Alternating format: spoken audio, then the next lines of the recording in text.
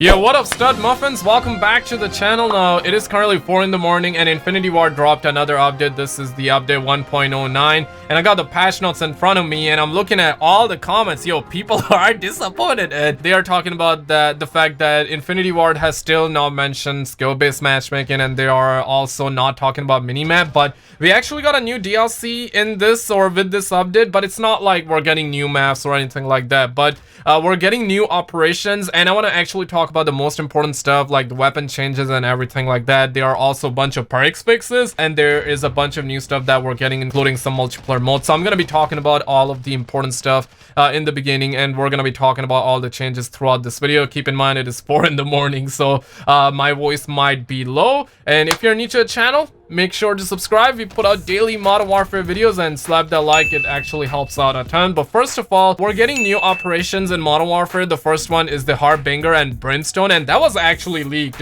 by the Gaming Revolution. So basically they're going on the trend where we get like new content every 2 weeks, and in my opinion that is pretty nice. And secondly, they talk about the fact that classic special operation is getting door kicks, so I'm assuming that's gonna be a mission, right? And they also do mention 3-star rating system and rewards. And here's the description: 3-star rating system based on time completed. Now if they actually keep that thing for all the special op missions, that's gonna be pretty dope. And honestly, they should have had that with the launch, because I know that Modern Warfare 2 launched with like about 20 Spec Ops missions, and Modern Warfare 3 was like 16 Spec Ops missions with survival ready to go. But now if you're on the Xboxes and the PCs, you guys gotta wait like 315 days, man. So they actually brought that back, the 3-star system, so I'm glad.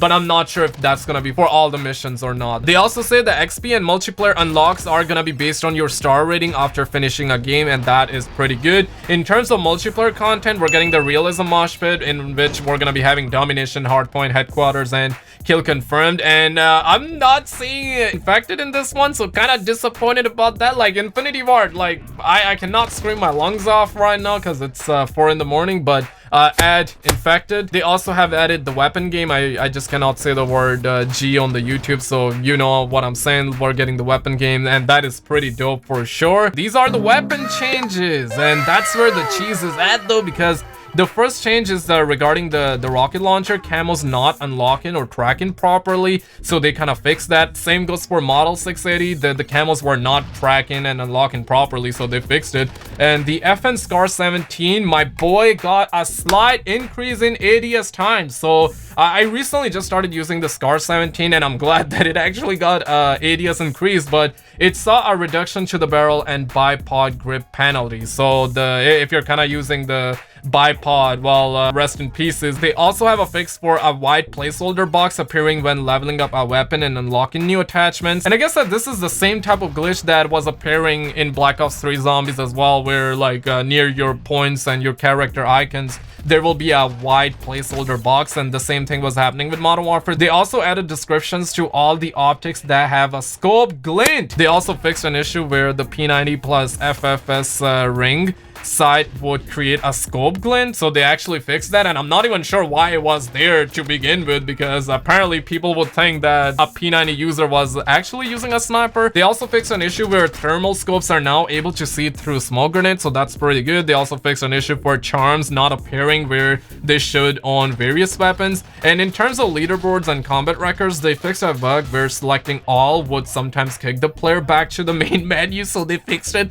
The game cannot handle everybody, but apparently now it can handle. And it also added capture the flag and hardpoint into combat records. And for audio, where you would hear enemy UAV online, enemy counter spy plane in the air, which obviously you cannot hear in the game. I mean, they have changed it a lot. This time they have changed the fact that there is gonna be no effect on the default voice chat and no additional effects or EQ adjustments. They also added, I believe, stealth comms, because it actually says that bring the immersion of the campaign into multiplayer with added SAS radio effects to Voice chat, I have no idea what this means, but this sounds scary, man. This sounds like a horror story. And they also added a classic chatter, feeling nostalgic, coordinate with your team using classic Modern Warfare radio effects. I really hope that they bring those AC-130 and tactical nuke quotes back. Like, those were some of my favorites, and I cannot scream because it's 4 in the morning right now.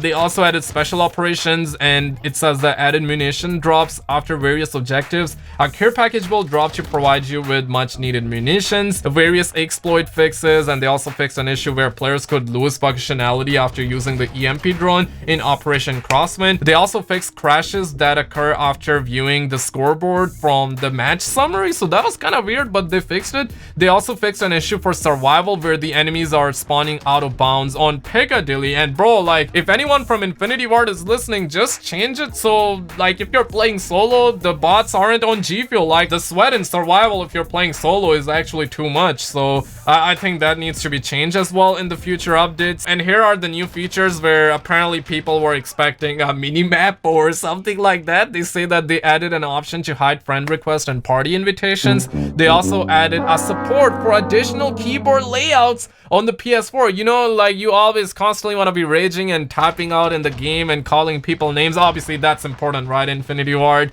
I'm telling you, god damn it, so far I don't see no overhaul. And in terms of stability, they added like several fixes to prevent crashes, and they also improved the stability. And in terms of perks, the Spooter perk was actually changed, and they say that the perk was not marking equipment, field upgrades, or kill streak through walls in free-for-all. And they also fixed for Spooter perk not marking UAVs and slightly brighten outlines. So all of that was changed regarding the Spooter perk. In terms of EOD, they fixed for players losing HUD elements after hacking an enemy claymore in certain scenarios. So I'm glad that they did it because the claymore cheese is way too much in the game. And they also fixed the quick fix perk that was not giving faster regeneration when earning kills with the throwing knife, so they fixed that. In terms of the M perk, it was not stowing the right shield as quickly as it should, so they fixed that. For the single player, they fixed a bug that could cause an error when selecting a mission, so they literally fixed that, which is pretty nice for sure. The lethals and tacticals. Now I'm hoping that there's a mention of claymores, but it says that they fixed for decoy grenades showing a red blinking light for both allies and enemies, so I suppose that now it's only gonna show for the enemies, which is nice. They also slightly brightened the player outline when using the snapshot grenade, so that's also pretty nice, but there is no mention of the claymores, man. And I really think that they need to nerf the claymores now because it's still pretty OP. Like, sometimes even when I have the EOD on, I still get sent to heaven, so I think the game actually needs a change in terms of that too. In terms of progression, challenges, and missions, they have fixed a bunch of missions where it says that cleaned up and updated description for various challenges. Officer challenge by the name of Heads Up actually got a fix.